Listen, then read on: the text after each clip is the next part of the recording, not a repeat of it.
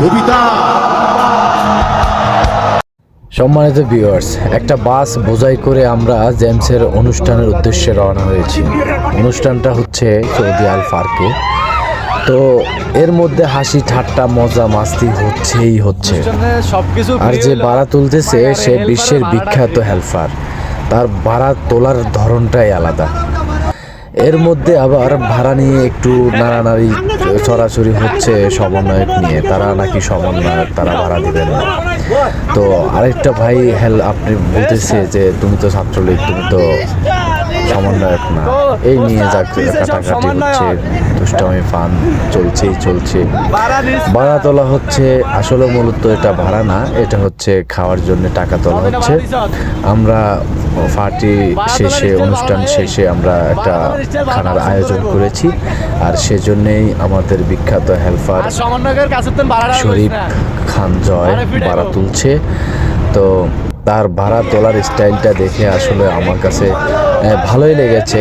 এর মধ্যে গুটি গুটি করে আমরা আমাদের বাস দুর্গম গতিতে চলছে। মাঝে মাঝে গান আর নাচ তো আছেই। সব মিলিয়ে আসলে মজার একটা টাইমিং পার করতেছি। তো গানগুলা চলছে বাসের মধ্যে, এর তালে তালে সবাই গাইতেছে। তো কারো মন খারাপ, কারো মন বিন্দাস, এভাবেই চলছে দুর্গম পথিতে। এর মধ্যে হঠাৎ করে একটা দৃশ্য দেখেছি পাহাড়ের চূড়ায়, সেখানে অনেকগুলা মানুষ, সৌদি মহিলা পুরুষ। যাক, অবশেষে আমরা এসে পৌঁছেছি পার্কের খুব কাছাকাছি, সৌদি আল পার্কের। তো এখন আমাদের উদ্দেশ্য হচ্ছে একটু হেঁটে যেতে হবে। তার কারণ হচ্ছে গাড়ি পার্কিং তো করা যায় না, সেজন্য একটু দূরেই পার্কিংটা করতে হয়েছে।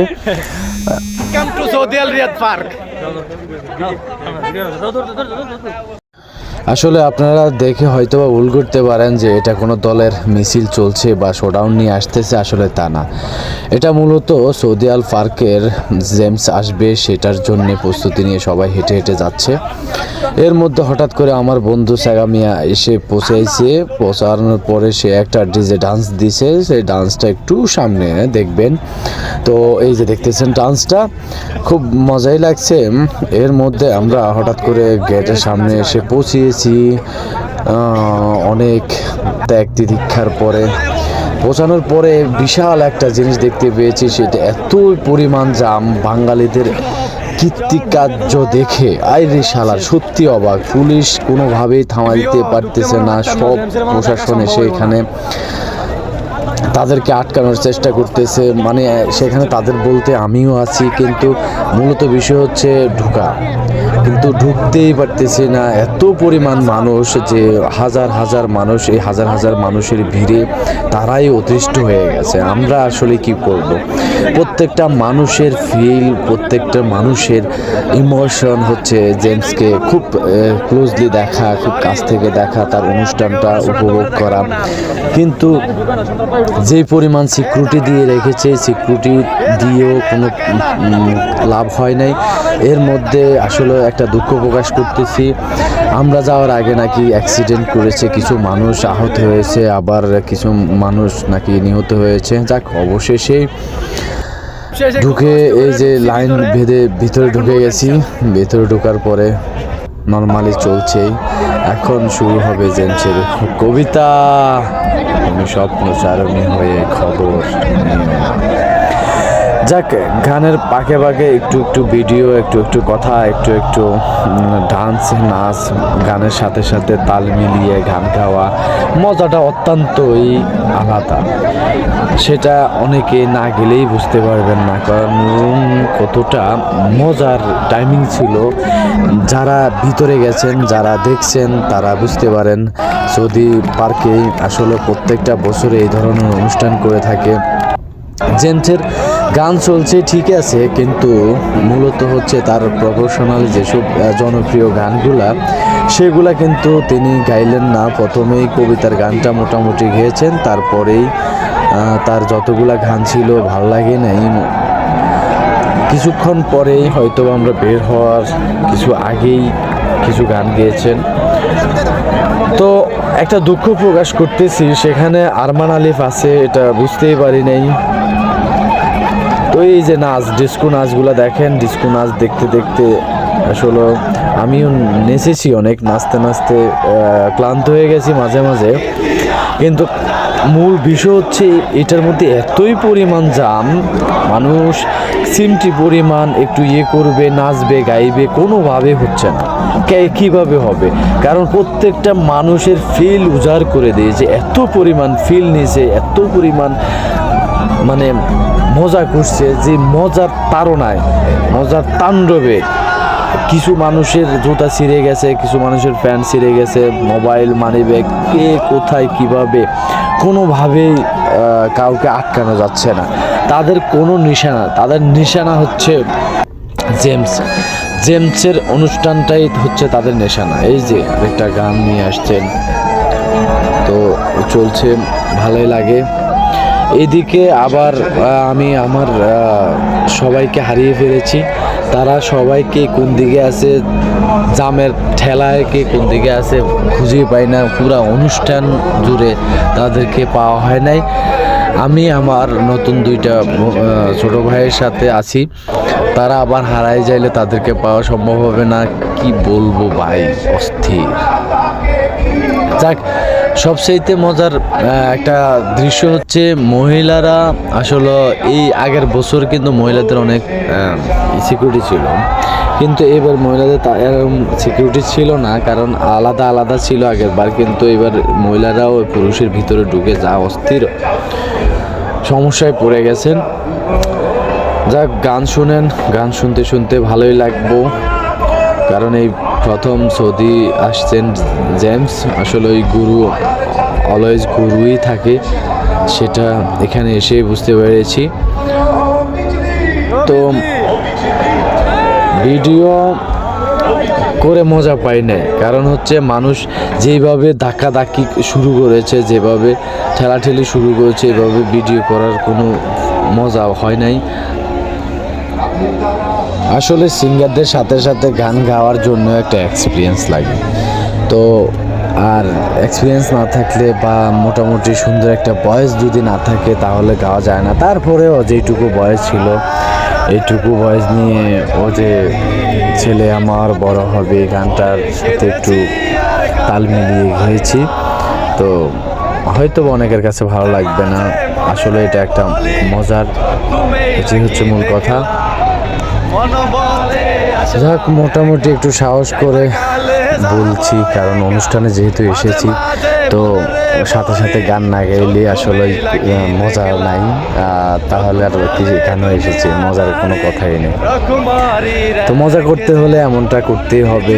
অনেকেই অনেকভাবে নিতে পারেন, তো আসলে সবাই ক্ষমা দৃষ্টিতে দেখবেন। কারো কাছে ভালো লাগতে পারে, নাও লাগতে পারে। আসলে এখানে একটা মানে বিড়ি ঢুকা নিষেধ, সেখানে বাঙালি কত কত হারামি দেখেন কেমনি খায়। হ্যাঁ, এরা এটা খায়। এই যে আরেকটা, তারা সেইগুলো করেছে। তো দেখতেই পাইতেছেন যে আসলে কত মানুষ হয়েছে। তো একদিকে শুক্রবার, আরেকদিকে সবার মোটামুটি বন্ধ, এই কারণে সবাই আসতে পেরেছেন। ছেলে মেয়ে কি বলবো, অস্থির একটা কর্মকাণ্ড। আপনাদের সাথে একটা ভিডিও নিয়ে আসছি জেমসের অনুষ্ঠানে। মূলত আমরা এখন বের হয়ে যাব, কারণ আর ভালো লাগতেছে না। অনেক নাচছি, অনেক গাইছি, এত নাচানাচি করতে করতে ক্লান্ত হয়ে গেছি। তো প্রথমের গানগুলা খুব জনপ্রিয় ছিল না, আর জনপ্রিয় গানগুলা একটু পরেই গাইছি, এখন গাইতেছে। কিন্তু দুঃখের কথা হচ্ছে আমরা থাকতে পারতেছি না, চলে যাইতে হইব। এই যে হাজার হাজার দর্শকেরা সারি সারি বেঁধে বসে আছে। এই যে দেখতেছেন আমার পিছনে এই ছোট ভাই, আরো ছোট ভাইয়ের প্রেমিকারা আছে সবাই। তারপরে কি করব, এই যে অনুষ্ঠান চলতে চলতে দেখতেছেন এখানে অনুষ্ঠান চলে যাচ্ছে। কালকে আবার আসবো খরশির অনুষ্ঠানে। আর এখানে সব নাক নাগিনরা বসে আছে চিপার চাপায়। তো নাক নাগিন করে আমরা দেখতে চাই না, কারণ এই নাগিন করে দেখলে আমগো এই ঘুমে ঘুমে রাইতে সমস্যা ঠিক আছে। অসাধারণ নাগিন নকল আসছে, আপনারা দেখেন। তো এই পার্কে যত অনুষ্ঠান হয় বাঙালিদের অনুষ্ঠান সর্বোচ্চ শ্রেষ্ঠ। বাঙালিদের অনুষ্ঠানের কোনো কথাই নেই। কোটি কোটি মানুষ হইব, কিন্তু বিষয় হচ্ছে আসলে সত্যি একটা কথা বলি, সেটা হচ্ছে অনুষ্ঠানে যতটা না মজা করেছি তার চাইতেও মজা হয়েছে আমরা যখন ফিরে যাচ্ছি বাসার উদ্দেশ্যে, তখন গাড়ির মধ্যে আয় রে শালার ডান্স আর গান রে, ও অস্থির বিনোদন, যে অস্থির আমি আমার লাইফে আসলে খুব একটা বেশি করতে পারি নাই। কারণ এমন অস্থির বিনোদন করতে হলে প্রত্যেকটা মানুষ অস্থির হতে হবে। আমার সাথে যে লোক চুল্লা নাচতেছে আর গাইতেছে, ওরে শালার সে তো পুরা বানায় দিছে, মানে আগুন লাগায় দিছে সম্ভবত। কারণ তার প্রত্যেকটা জ্বালাময়ী ডান্স আর গান, ওহো গানটা যেই হোক না কেন, পারুক আর না পারুক, আরে ফোলাপান তো ফোলাপানি, নাচা আর গাওয়ার মধ্যে একটু পরিমাণও ক্লান্তি নেই। কারণ তারা পেয়েছে অনেক দিন পরে। কবিতা, তুমি স্বপ্নচারিণী হয়ে খবর নিও না। তবে একটা বিশেষ মেসেজ হচ্ছে, আমাদের সাহিত্য সৌদি মানুষের খুব আনন্দ ছিল যে তারা অনেক বিনোদন করেছেন, তারা অনেক আনন্দ করেছেন। এই যে জেমস যে স্টেজে গানগুলা গাইতেছেন, তারা একটা জিনিস কল্পনা করেছেন, সেটা হচ্ছে যে আসলে সে কতটা জনপ্রিয় হলে মানুষগুলা এভাবে এসেছেন দূর দূরান্ত থেকে। তো গুরুর অস্থির টান আর অস্থির সাউন্ড মিউজিক আসলে, তবে সাউন্ডটা একটু কম ছিল, কিন্তু সাউন্ডটা পুরা ফাটায় দিতে পারতো। যদি পুরা ফাটায় দিত তাহলে তার গানের আরও ফাটিয়া যেত, কিন্তু শালার ফাটাই দিতে পারলো না। তার কারণ হচ্ছে বক্সের সাউন্ড সিস্টেমগুলো একটু নর্মাল ছিল। যাক, তারপরও মানুষ খুব বিনোদন করেছেন। দেখতেই পাইতেছেন যে মানুষের কন্ডিশনটা কি, সব কিছু কিন্তু সৌদিদের কারণেই হয়েছে। আর তারা আমাদের চাইতেও বেশি আনন্দ করেছে, মেয়ে ছেলে বা সবাই মিলে খুব ভালো মজা করেছে। আল্লাহ হাফেজ, সবাই ভালো থাকবে।